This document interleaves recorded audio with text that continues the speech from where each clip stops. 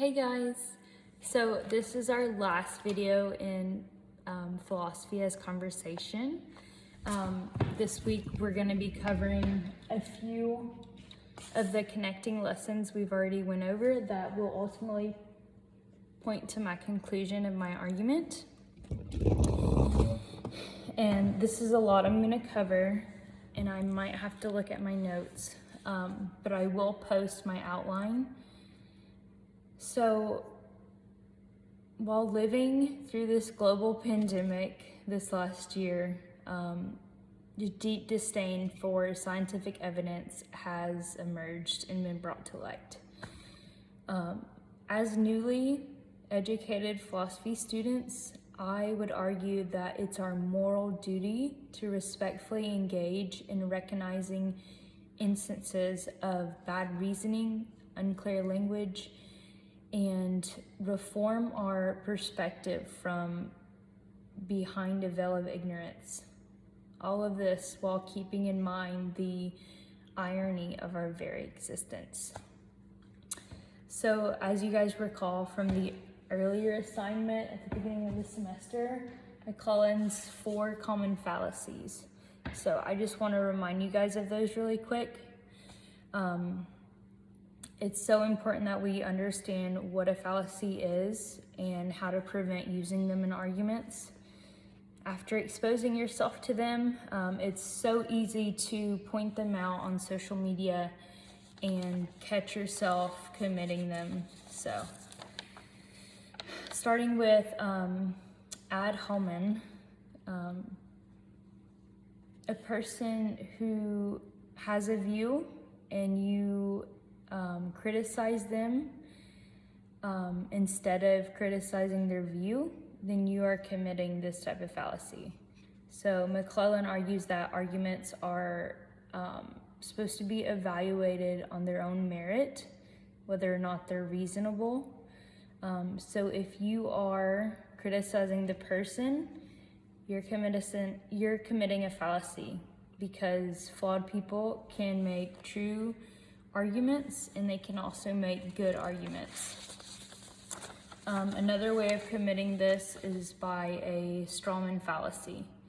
This one actually happens when we accidentally mischaracterize the opposing view that someone's making, because we haven't actually listened or invested our time into attempting to understand what they're trying to relay. This is also very, very common. The third fallacy committed, false dilemma. So McClellan explains this as when a person implies that there's a limited number of options on an issue, when there's actually more options that could be considered. Without an open mind, though, and willingness to be corrected, this fallacy would be very easy to commit as well. And the last fallacy, I also see this done a lot. This is the post hoc fallacy. It's when you assume two causations because of an event that follows another. This is super easy to do as well. Just because one happened before the other, though, Dean explains this as a failure to appreciate other possibilities. You have to rule out other casual explanations before firmly settling on a direct link between those two events. So, to make a clear, sound argument, it's critical that we understand these logical fallacies and how to avoid making them. So, moving on to Rawls' Justice as Fairness. This was also several weeks ago. So I'm going to remind you guys of the veil of ignorance. As philosophy students, we need to utilize this and bestow this before making decisions on moral issues, like during this pandemic about masks or vaccines. This veil is supposed to suppress our subconscious prejudices through thought experiments we can construct, and it's just going to help everyone if we can step inside someone else's shoes and see from their vantage point. So Rawls actually argues that people are ultimately self-serving. Yes, we know this. And we promote our own self-interest based on our gender, our age, our race, and other gains we may have. As philosophy students, though, we are at the cost of genetic lottery and historical accident to be in this pandemic. It's also so important that we consider putting on this veil prior to voting or supporting policies that could potentially affect other lives and anything related to this pandemic, because our choices right now especially are literally affecting the health of other people. I would strongly argue that without a veil of ignorance, we are bound to making prejudiced decisions. Thirdly, I'd like to remind you guys of a recent assignment we had, Nigel's The Absurdity. So I really like this assignment, but it is super deep, and I like it in moderation. So as a college student, especially now, anxiety and stress is like at the center of our being. I would argue that it is crucial for our mental health to take time to step back, reflect on our everyday decisions and choices, and consider the irony of our existence. Not to say that nothing matters, nothing we do matters, because things do matter, but it's okay to not become so consumed with materialism and understand that our lives are very minute. Nigel argues that our very being is absurd, not because nothing we'll ever do will be lasting after we are dead and gone, but because we know that and we still take ourselves so serious, and it makes our lives absurd. He uses the analogy of an insect whose sole purpose is to live, reproduce within 24 hours, and then pass on. And it's because of this that insect doesn't reflect on its importance like we do, that its life is not absurd.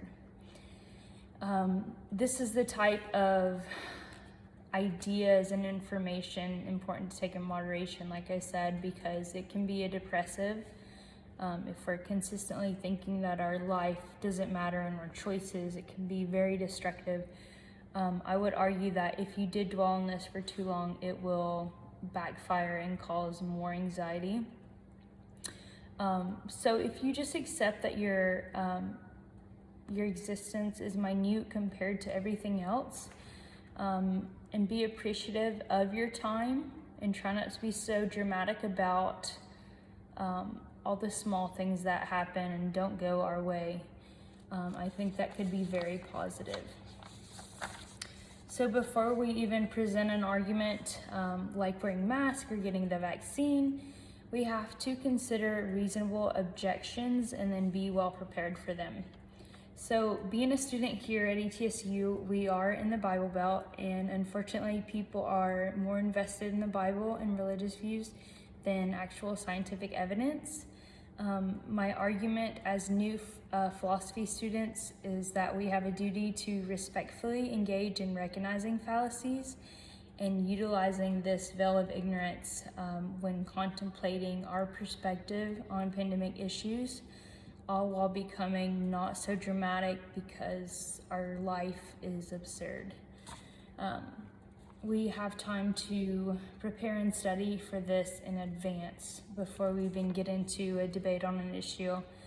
And it's important we do this so we can, have meaningful chats and engage with other people about these serious issues we're going through.